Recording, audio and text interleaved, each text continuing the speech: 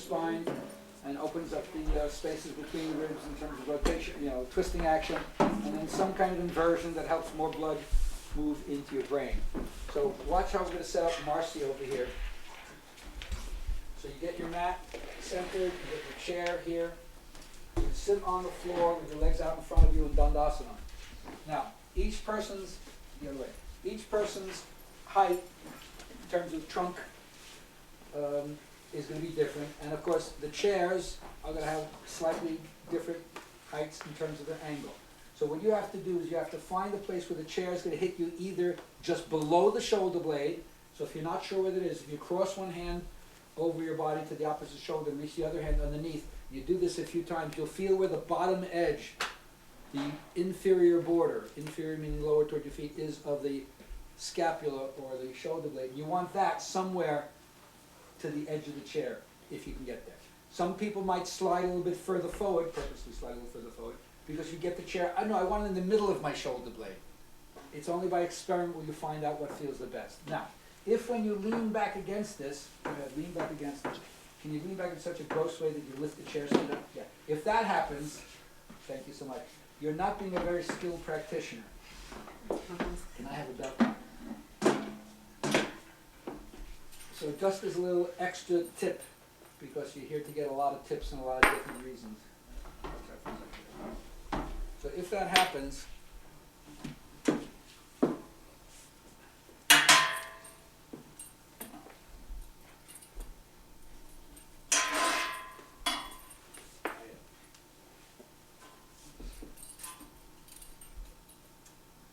if you belt the chair together like this, Can't go anywhere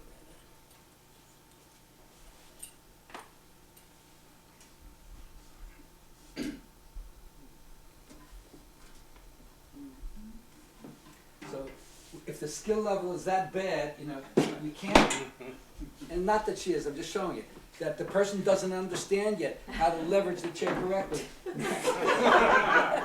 Very good. We got it, Colin. Full proof. Okay, so now the chair is not getting in there, it's not interrupting what's going on. Right. Now the next idea is to use the blanket and or the block. So we'd like you to drop your head back and open up the throttle of your neck.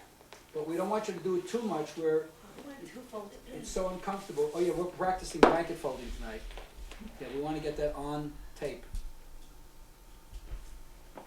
This tape running right now? Yes. Oh yeah, blanket folding, coming to Kriya Temple. No more lazy folding blankets. Get a little zen here. Right. So this might be a cushion that will help you. But then your head goes back. Some people won't like that. So you take the block, and you have 3 heights to the block, right? Flat, on its edge, on its side, or like we say, Shavasana, Dandasana, Tadasana, whatever. You go back. We're giving you the whole thing in a compressed thing. You never know if I'll be here again, so get as much as you possibly can. Good, how's that, nice? Nice. Okay, nice. So now we got the back bend going in the upper body. Especially we want to isolate this because the lungs are the narrowest in the top. And also you share the space with the heart on the left side. So we want to overcome this. Now, depending on where you are in your skill level, some of you will be able to also reach your hands back on the chair legs, like that, yes, and add an extra or pull down there if you can't get to the back. No. Just let lean back like that. So you're fine. If the chair legs don't help you, forget them. Just turn your arms to this side, like that, and open back, and start breathing here. And I'll give you some details. Oh, she's finding different ways to open her up. But here, I would take your head up higher. I don't like that, actually. And see if you do that. I would, Confined. yeah. So I would have your head higher, but that's okay. So just go where you were before. Now go up, lift your head, go back again. Better. Go again. Better yet? Oh, yeah. So we'll diagonal, but again, you have to find a place where it doesn't slip. So again, it's no one right way. It's whatever height enables you to feel like I get extension, but not too much. Yeah, like that. Give her a hand for that demo. All right, go set yourself up. Come on. Oh, such hard work.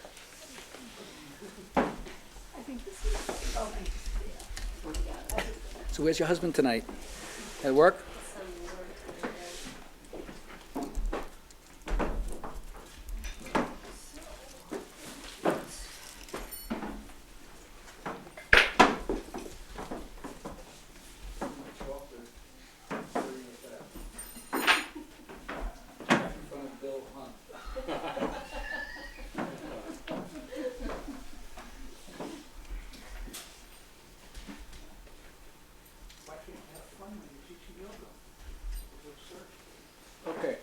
So start with legs extending, and then after you've made action in your legs, heels away from your toes, but you let your feet fall apart. Yeah, good.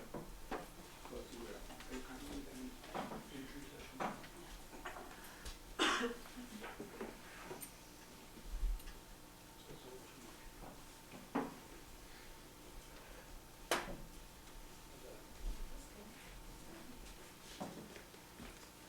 Hands. Well, hands just equidistant away from the side of your body, and notice with knuckles touching the floor, like it's setting up for a shavasana. Higher.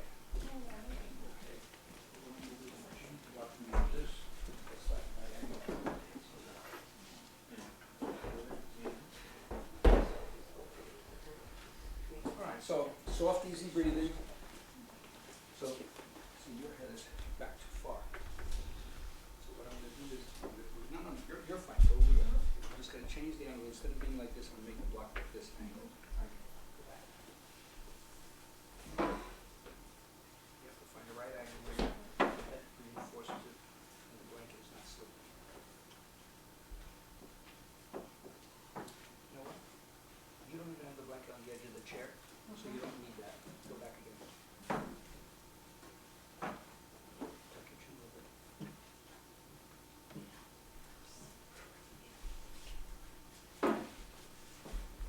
Go. Any idea?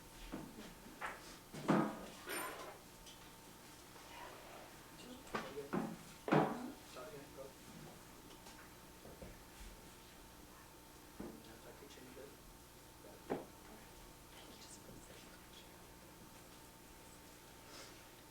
So, even if your hands are at your side, palms up, the idea is take the collarbones wide.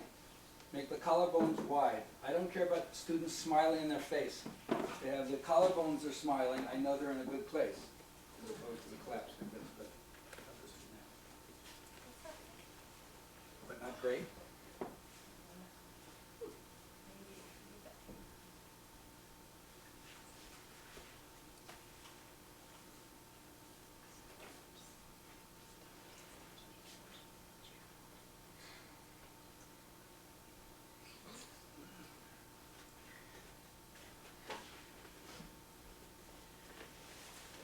All right, so back bending means frontal extension, something that's going to open up the anterior body, which means pectorals, abdominals, pelvic area, front of the quads and so forth. Let the feet flop to the outside, Agni. That's it. Yeah, same thing, Bill. Let the feet flop to the outside. Externally release the legs. There you go. So remember, you want to stay for a few minutes in each one of the restorative poses so you can feel the chemical change. 50 seconds or so for one complete circulatory flush. So if you're in and out of the pose, 2 or 3 minutes, you get 2 passes, and you feel, okay, something has happened. Say 5 minutes, 7 minutes, 10 minutes, you major change in the fluids in your body. Because it's all about a certain kind of chemistry, isn't it? We're changing what we chemically feel by positions, breath.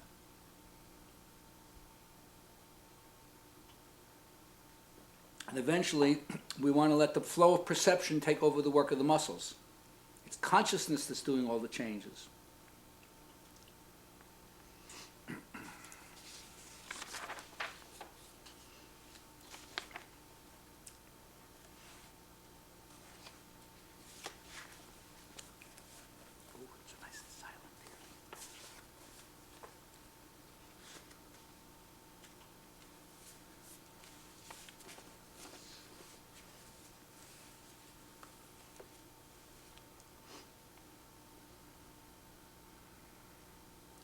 So most of the techniques are done supine, with or without support in the chest, and sitting, with or without a chair.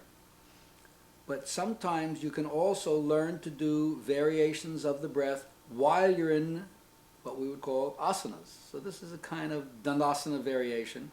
So I'm going to ask you to begin working on Baya Kumbhaka. Baya Kumbhaka is holding the exhalation retention That means after the exhale leaves your body, you hold and wait. Just like we waited on Antar Kumbhaka after the inhale, now we're going to do it on the exhale. So, working at your own pace, not on my cadence at all. You let your inhale fill your chest up, especially that sense of the widening of the collarbones, like the extreme outer edges of our cone, or fulcrum of our funnel. And then you exhale normal, you let it out, and then you wait. And you see how the position, without losing height of your chest, width of your chest, enables you to not move the breath after the exhale leaves. And then you take your inhale and exhale in your belly a few times again, just nice relaxed restorative breath. Close your eyes now. When you're ready for the next cycle, just move your navel back toward your spine, and then draw your breath underneath the rib cage, slowly expand all the way up, not all at once, like a sunrise, not all at once. Fill as much the side and the back of the body as you can, and then exhale, passive recoil, let it go. And when you're completely empty, wait.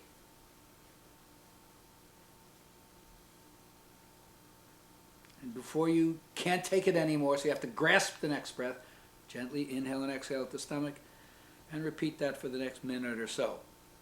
Baya Kumbhaka, normal inhale, normal exhale, and retain the breath. One of the 4 ways, according to Yoga Sutras, that you enter into the Samadhi state, with the Baya Kumbhaka.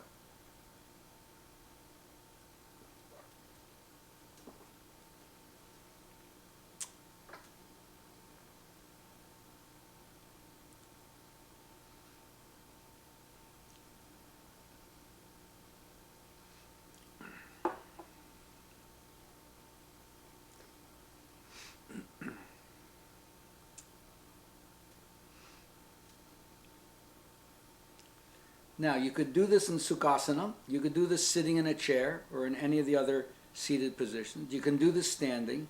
And I'm going to suggest that you do this in a strange way next year at the Thanksgiving table. So maintain the position, open your eyes. It's now time to combine Baya Kumbhaka with first Ashwini Mudra and then Mula Bandha. So what do we mean by this? Eyes open, everybody. Part of the mystical physiology in yoga is that according to yogis, there are different blockages in the body called granthis or knots, like tensions that prevent the free flowing of the life force of the prana. In order to move it from one level to another, unclog it, you could say, certainly the asana is supposed to start to purify the nadis, but then you get to another stage where a more advanced way of helping to move this energy, right, the consciousness, the energy of the consciousness, which is what Kundalini is, the energy of consciousness, to move the energy up the spine is to squeeze the muscles surrounding the rectum.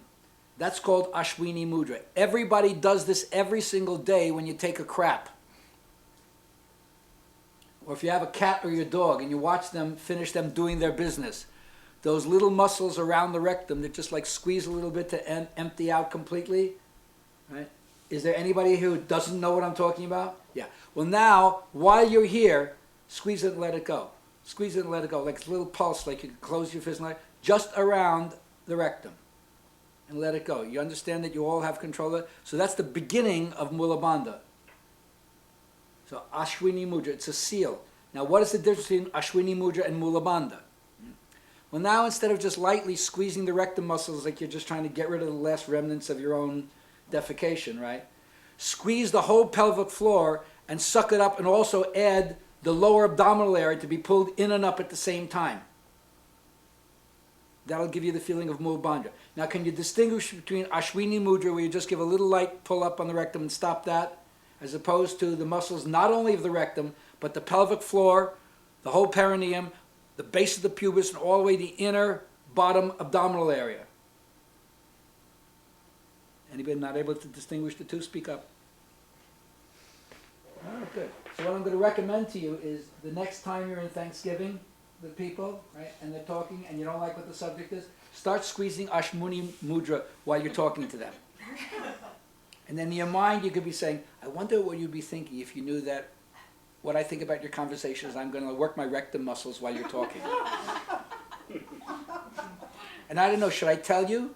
Because I don't know what would be, if I tell you, you know, your conversation is so interesting, I'm squeezing Ashmuni Mudra the whole time I'm talking to you. Or maybe with that add something that you don't want that maybe it's better not to say. Know when to say, right? It's a joke. Just relax it, everybody. Okay. Enough, come on out. So now let's do that, we'll do that in another position also. All right, so Bayakumbhaka with Ashmuni Mudra, right? Sit in Sukhasana right now. Use the, so crisscross your legs, sit back against the chair, but don't drop your head. Use the chair to give you support in your upper back. Now you learned from last week, you can either use 2 blankets underneath your shin and foot, or 1 blanket under the shin. If that will help you, fine. And remember, if your knees are higher than your hips, you must sit up higher. If your knees are, you have to sit up higher. If your knees are higher than your hips, you have to sit up higher. Yeah, wait. Do Sukhasana, don't do Siddhasana. Sukhasana is crisscrossing your shins at the middle, not at the base of the ankle. That's it. Like that. Sit against the chair so you have something to lean against, and use your back body to lift up against the chair.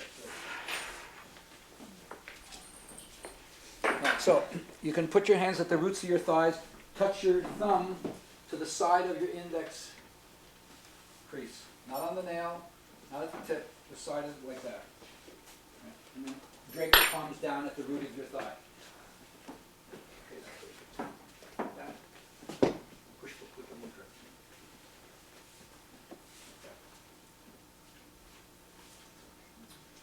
Right. And then chest up, chin down. Chest up, chin down. So Cheryl, bring your hands deep into the roots of your thigh like this, so it can help to roll your arms back. Good. Chest up, chin down. All right, so now, chin down. All right, good. All right, so from here, close your eyes. Take a few restorative breaths at the navel. Once again, just allow the stomach to show you what it's like to be at ease. Effortlessly goes forward and back. And remember, the idea is to isolate the thoracic area from the abdominal area, so that we're doing yogic breathing and not just deep breathing. All right, on your next exhale, allow the navel to move toward the spine. Eyes closed. Look what's going on underneath. Inhale. Bring the breath all the way up. Then maintain the height and the lift in the chest as you exhale. Now hold the breath out and do Ashwini Mudra and then add Mula Bandha.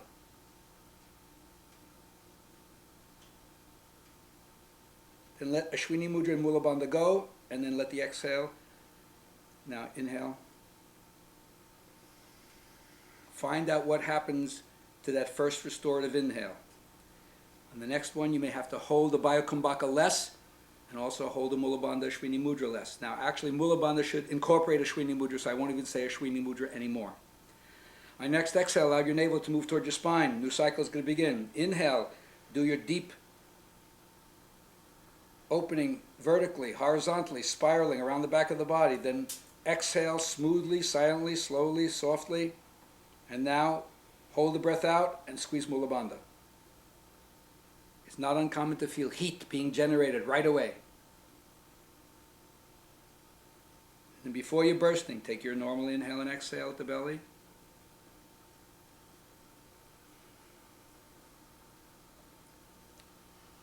On the next exhale, once again, bring the navel back. One more, Ujjayi breathing. Right to the top. Expand. Feel the back body as well. And smooth exhalation without losing height or girth. And hold the exhale Bayakumbhaka and squeeze Mula Bandha all the way up.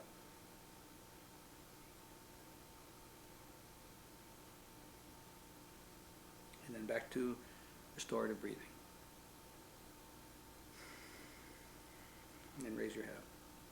All right. Anybody start to feel the heat right away? Yes. Yeah, right away. I felt it right away. All right. Upavishta Konasana, next one. So now you're going to move out a little bit. Cheryl, demonstrate.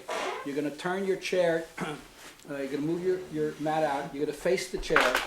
You're going to widen your legs sitting on the floor and put the bolster diagonally between your chest and the chair. So this would be the forward flexion part of the class, right?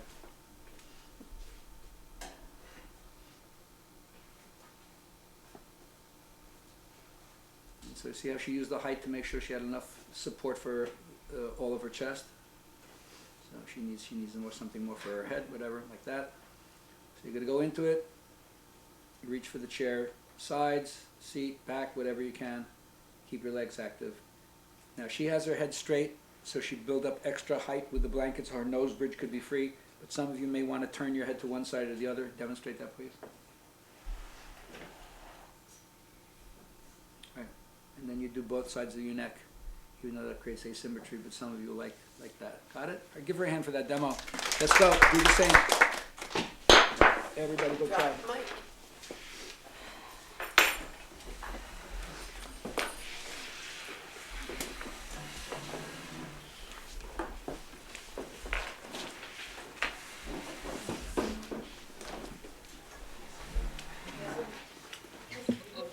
Could you feel the heat awakening in that? Not so much yet, huh? Wow.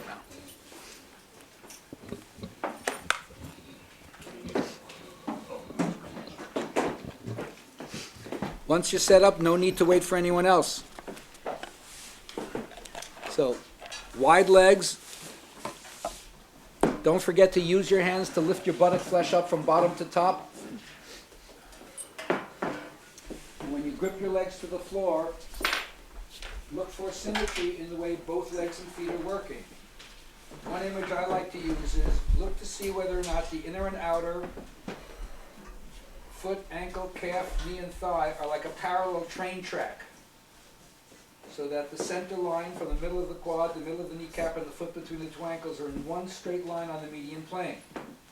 Having established that, check the other leg and see if it's also a train track. And then compare one leg to the other and see whether or not they're really like mirror images of one another. And how much the whole back of your leg from the buttock bone to your heel is touching the floor or not. So you want to lean the chair in further forward so it's more like a diagonal, otherwise there's no forward bend for you. Yeah, and if you can't get that further forward, lift up on your buttock. So get a blanket underneath your buttock. That's it. Same thing, good. So you got to make a hard flex of your toe and look at your foot. Another way of looking at it is one side of your foot closer to the floor than the other? Yeah, that's it. So how do you make them the same? You compare one to the other. Ah, that's it. Bring in. All right. So bring them in. Is this higher? No, turn it to the side. Turn it. Yeah, that's it. Good. That's it. Pull your back body into your front body. Lift your front body up. Lengthen your front body up. Good.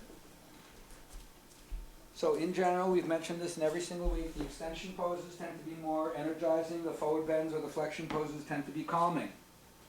So use this part of the class to quiet yourself down and get yourself into the tranquil state. Right. Nothing wrong with being peaceful. So take a look at your foot. Is one side closer to the floor than the other? What do you have to do to make an equal distance to the floor? Well, it's closer, but again, isn't one side closer to the floor than the other? No, stay where you were. Stay where you were. Right. Here's this side, here's the floor.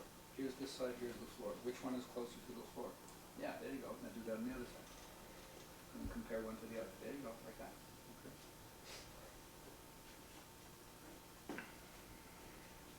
Oh, is that the kind of student you are? When the teacher comes by, you activate your legs and then you go floppy when I'm not looking? Do you hear that? Cheating, cheating, cheating. Oh my God. I didn't expect that from the Kriya temple. Who do I have to write a letter to, Agni? I think that would be Krishna. Send it to the Lord of all yogis. Because Shiva can't be found. He's not meditating somewhere, so sending him would be no good whatsoever. I hear Krishna responds. Okay. You turn your head to one side, turn it to the other side. Now when you turn your head, or even if you didn't turn your head, let your shoulders descend away from your neck. So the people who have their head turning, right, the side of your temple that's closer to the bolster, press it into the bolster, and the ear that's facing the ceiling, lengthen it from bottom to top. And at the same time, drop the shoulders away from your neck. Okay?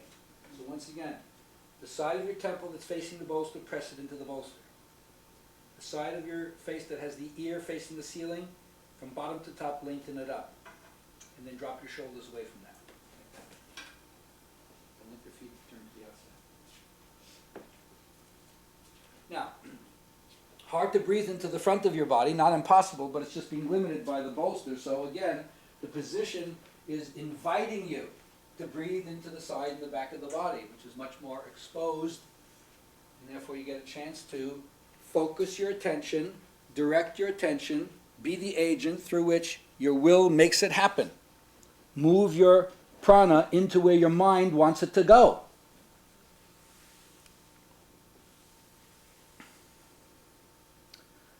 But one of the ideas behind restorative work is I've given you the clue in the first week. Let the pose determine the breath. The very structure of the shape of the pose makes it such that it's much easier to see how the breath moves into the side and the back of the body.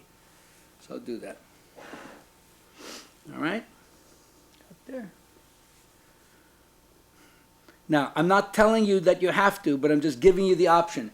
Anybody want to continue to practice Bayakumbhaka with Mulbandha? Be my guest. Just hold out the exhale at the end of the exhale and pull Mula Bandha and practice it now.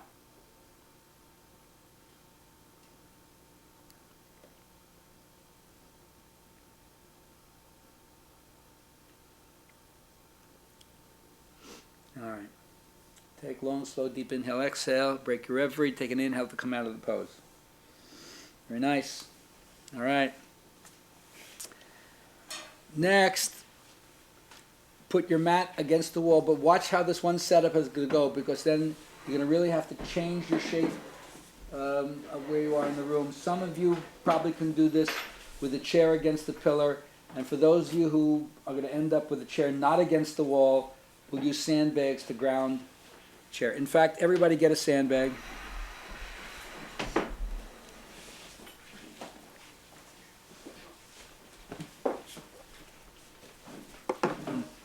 So good.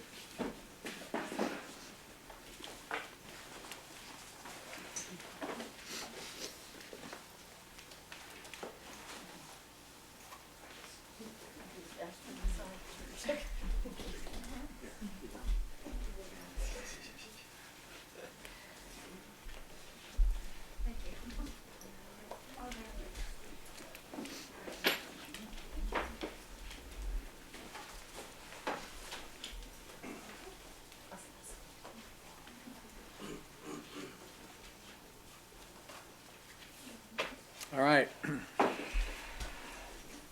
So just a general knowledge question like cash cab. We're going to find, do you need a mobile shout out, or you could hail someone else to see? Do you understand what the meaning of the two words centrifugal and centripetal are? Anybody? Yeah. Centripetal, centrifugal? Expanding and contracting. And which one is which? Centrifugal. Centrifugal. Centrifugal. Is? Expanding. Yeah, fugus, away from the center, right? Centripetal. So think about your breath. When you're inhaling, you're basically doing centripetal. Centrifugal, away from the center. When you're exhaling, it's centripetal. It's back in.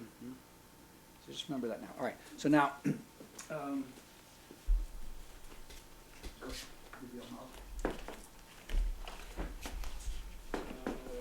chair is going to go basically here.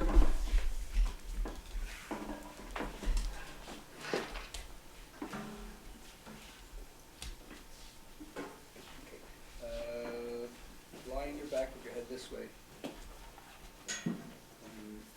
Far enough away from the chair that when your right leg goes up in the air, you have to move this the way. So stay in your legs, and right leg up in the air. Exhale, cross, bring it over onto the chair. And twist this hip under, do it like that. You can use this either for your shoulder. I'm going to ground your foot. A little bit like that makes a difference. And go for the opposite walls with your arms and open up the back body. Stretch your fingers away from each other. Good. And although the legs seem to be coming this way, the ribs and the chest are going that way. Especially the space between the pelvic rim here and the floating rib here. Right. Rotate it that way, right, as if not being lost in the movement here, which is what everyone will feel on the fasciolateral iliotibial band, but it's as if how much of this back right side kidney area you can keep to the floor. But you're doing it by relaxing it, don't do it with muscular effort. And loosen up those ribs. Now another nice thing to do, she's doing a nice job in terms of this 90-degree angle between her heels. Here's her hip socket, yeah? Here's her buttock bone. Here's the inner upper thigh of the straight leg. Roll your right hip socket and right buttock bone into your left thigh. That way, see? Draw it back up again. Roll it down again. That's the action. So combine that action with the rotation of the ribs that way. Got it? Give her a hand for that demo. Let's go. Ardha Jatara, Parvattanasana. Everybody try it. So right leg stays there. Yeah, you can put the sandbag on your own foot, unless you want. If you want me to deliver the proper way to say it is, Namaste, boy. Bring me my sandbag. I respond to that because it's what my daughters used to say to me in the middle of the yoga class. Dad would stop teaching to go get juice. I'll turn my leg. Namaste, boy. You do it? Well, this is when they were 3 and 4 steps. They jump on it. Yoga was like, and the girls were there. We had this house that they would color people would go inside and color. Oh my God, it was just such fun. Every holiday, every window and door had this decorations with it. It was such a nice place for kids to grow up. Thank you. And then especially I don't know what happened with this teaching classes, but in my classes everybody was so open. It was like having all these things. I'll put down the hair.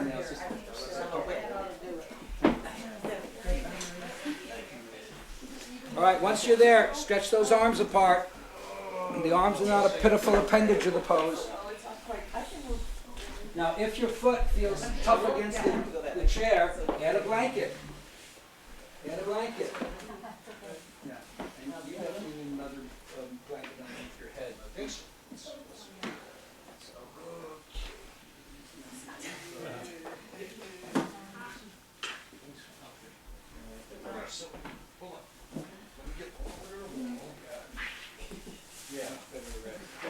Yeah, well, okay, you can just tickle your head nuggies here. All right. Stretch your arms out first. And now, I'm holding you here, but you're this way. So you have to do is tighten it to 90 degrees. Enough. That hurts. So.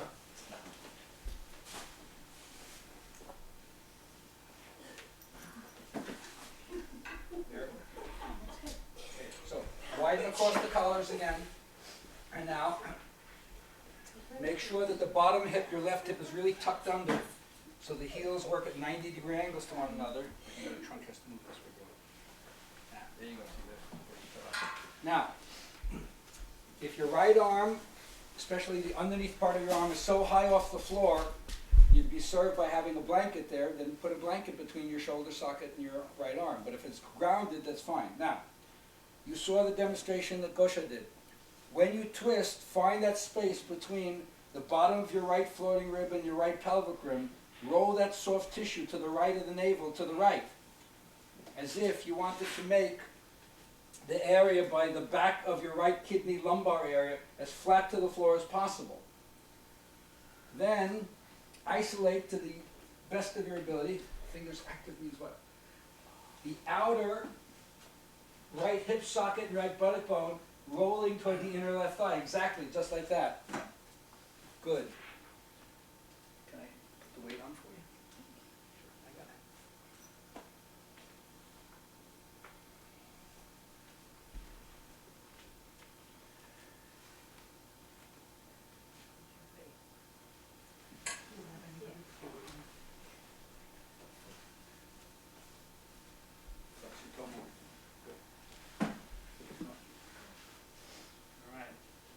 So it's a rotation pose. That means you're using this to bring awareness to the rib cage and the intercostals, the spaces between the ribs. Good. How's that going? But now, look, your trunk is here. tuck your bottom hip back towards me more.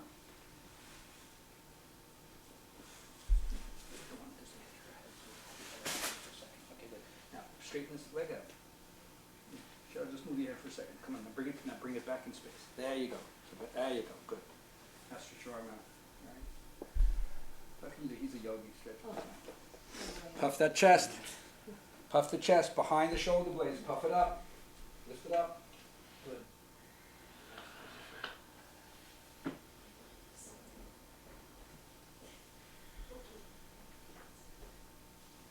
You? Good piece of equipment. What is it?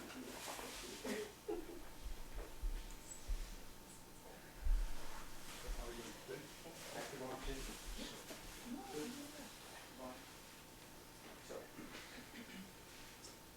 The line of the trunk is here, so I want you to move your body back so you can feel my foot and shoulder.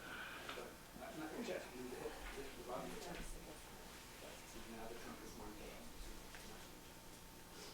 All right.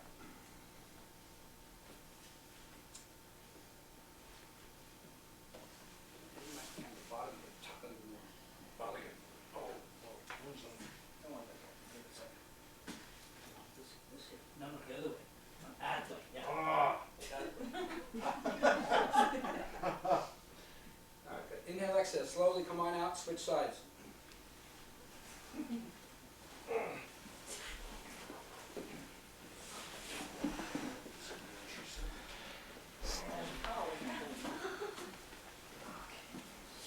you doing, actually, you need to move on while I'm talking? You're thinking, what an asshole. I love that. Remember that, do they? Really hit people. Oh, you- My best friend's boyfriend, every time.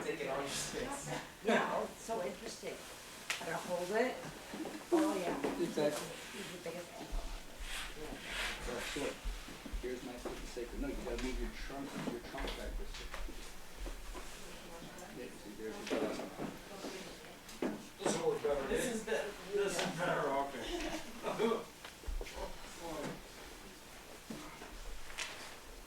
Now you gotta tuck the bottom hip. Tuck the bottom hip under. No, yeah, move the whole leg that way.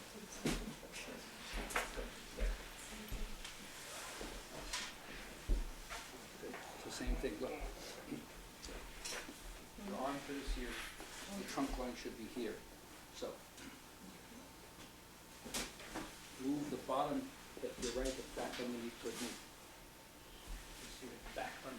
Keep going. You'll find, when you touch my leg, you'll know you're there. From the bottom, this is everything. Keep that, now you're there. Now see you on the front. No. Active hands, stretch out. Widen the collars. Now, you also heard me say that every time you move from a pose to a pose, you disturb whatever level of equilibrium you had in the previous pose. Okay, so then how many seconds, breath cycles, whatever, does it take you to get back to wherever you were before? I try to use as many of the quotes from the master to help you understand his mindset. Let last pose's maximum be this pose's minimum. So you have to begin deepening this pose, but first catch up to where you were in the last pose before you came out of the pose. You disturbed yourself, all right, now reset and go further.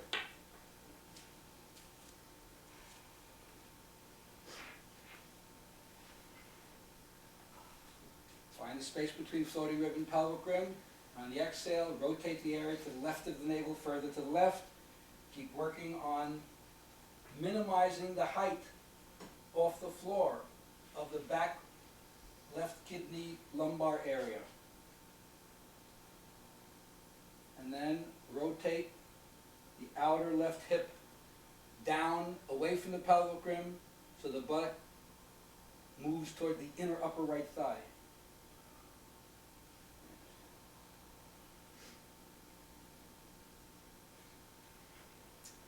All right.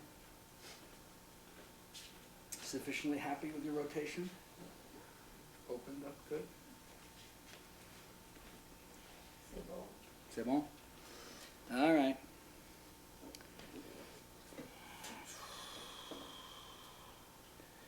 All right, Boston, inhale and exhale, transition breath. Then inhale, get ready to come out, take off the sandbag, out you go.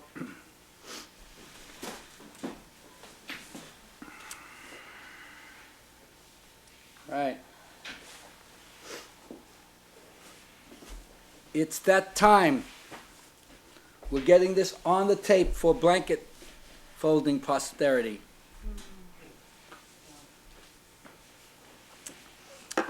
Has anyone ever taught blanket folding here? Okay, good. Just want to make sure that find out if there's no precedence for this whatsoever or whatever. But we'll teach blanket folding according to this little handy crib sheet that you got in your manual. Well, just in case you didn't study it, ooh, low on your swadhyaya, huh? Didn't yaya on the yaya. Okay. Do we all have the same kind of blankets? Yeah. No, all of us have wool, some of us have Mexican, some of us has, who knows, okay. Well, in general, the blankets tend to be a rectangular shape. Very few blankets are square in shape, so let's just get whatever blanket you have and let's see what we got here.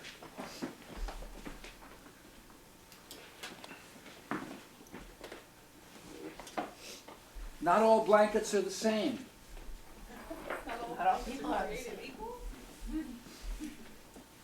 So I don't know if anybody can find something politically incorrect about not using the right blanket. Okay. All right, so if you look at the blanket, come on, everybody stand up. Oh, Get on your feet. yes, master. Okay.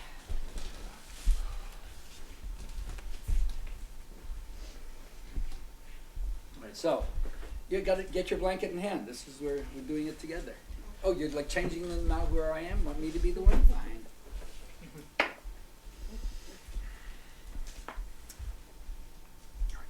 So, in this blanket anyway, there's a long side and there's a short side.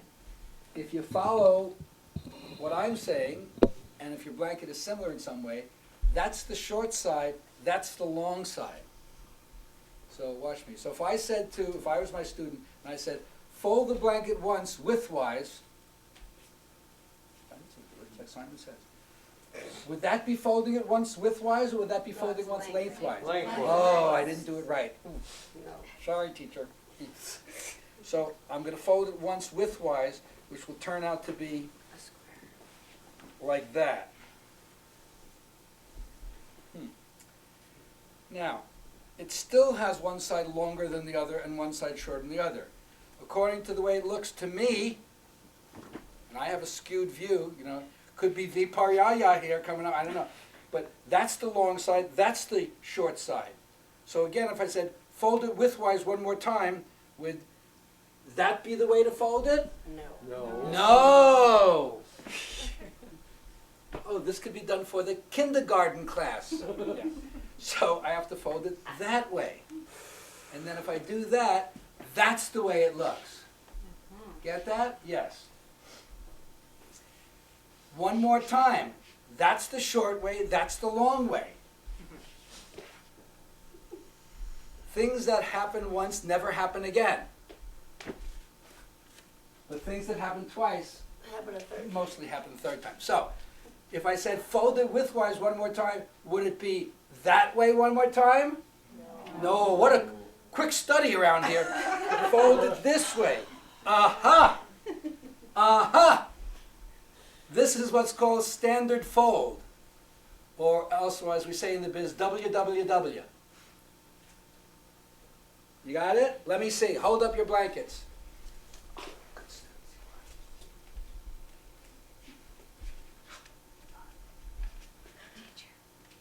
You know what the CPA who I had a private lesson with said before here?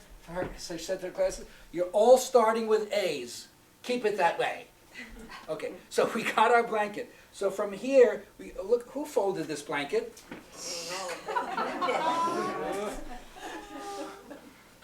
Unbelievable. Let me see. Oh, it says inspected by number 23. Anyway, once you get to the state, so this is what's called standard fold.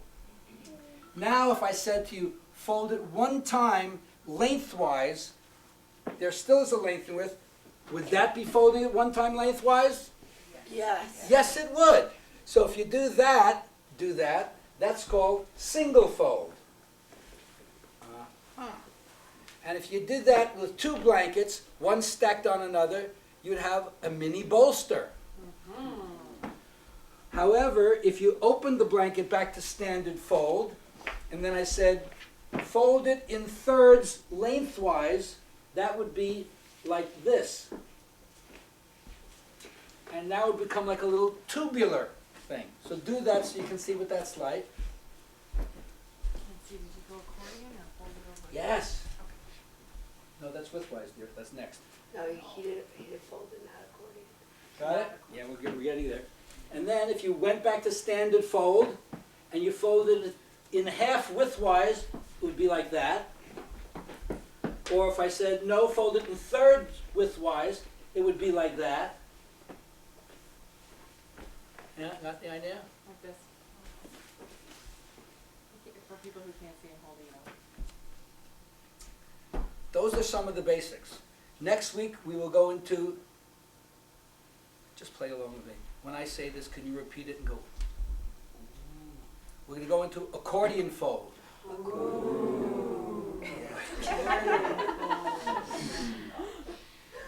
It's worth keeping them on edge for a week. I'm so anxious, I can't wait. Will I be able to do accordion fold in front of everyone? So now, do we have enough for 2 blankets each or no?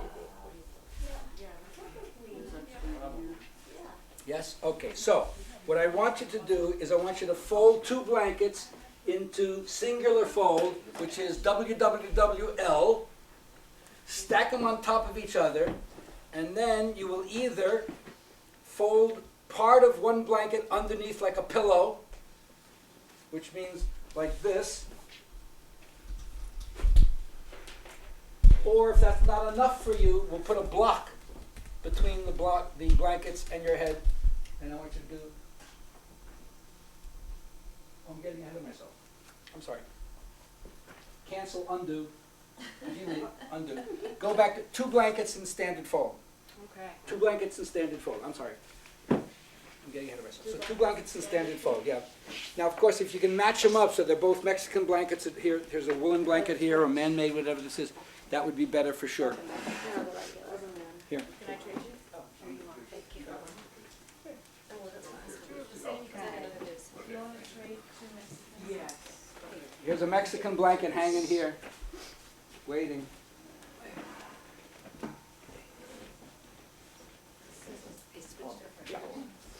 All right.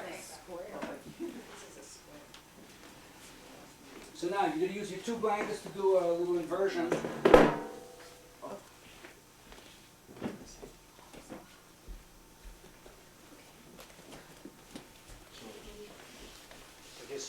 Anybody need, no, I'll just ask you, anybody need a Mexican? Yeah, I saw that. Where is it? Oh, well, yes. You good? Yes, I All right. Thank you. You say standard fold or single fold? Standard fold, too, Aubrey.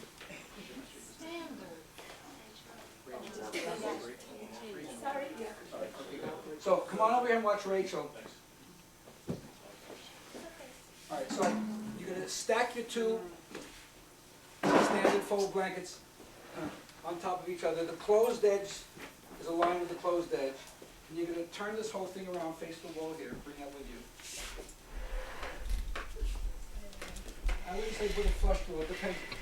The tighter you are, you need to be a little further away from the wall. So closed edge faces the center of the room. Like that. Give yourself a little space like this. Very good. All right, then you're going to lie down on your back with your shoulders in line with the edges of the blanket.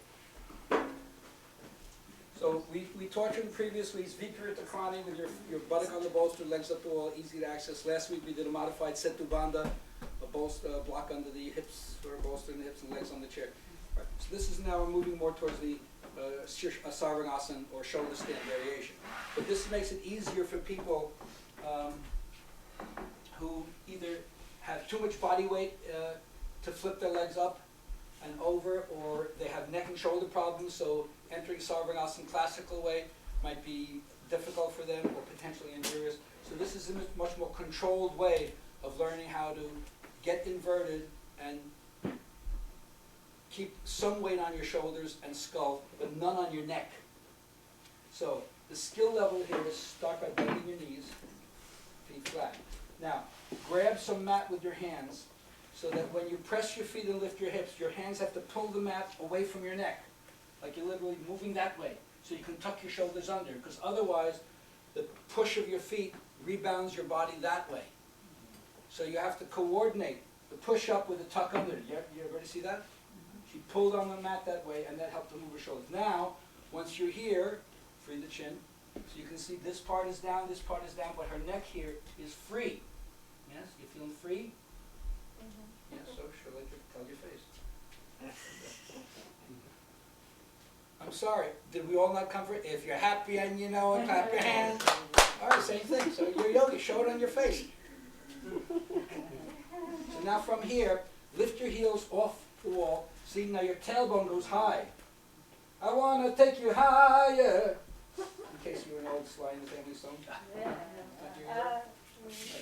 So you have the extra height here. Put your hands into your back, into your kidneys. Yeah. And now, heels to the wall, and pause there. You okay? You breathing? Got the hot navel ring. Ooh. All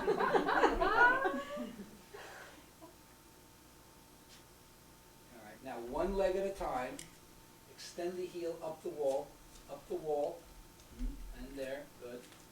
Voila. She did a really good job because she did not drop the height of her hips. If you cannot make a transition, go back to where you were before. From this position where the momentum is going this way, right? Watch the height of her pelvis and hips to extending your legs on the wall and digging your heel, pressing to maintain the height. If you cannot do that and show that you didn't lose height, you are not ready for next stage, which you don't have to get to today. What would the next stage be? One leg at a time, up you come, other leg up. And now, stretch up. Yes.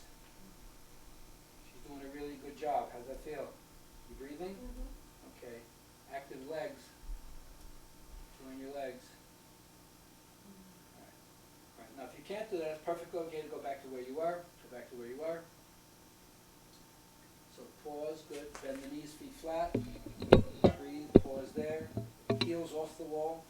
Take the tailbone high, get the hands out of the way, control from the legs, feet to the wall, round your back, go down, down. Then, when you come down from that, set your two blankets up into single fold, one on top of the other. Either fold the top blanket, curve underneath yourself as a pillow. If that's not enough for you, then we'll add a block underneath the blankets to raise your head. Give her a hand for that demo.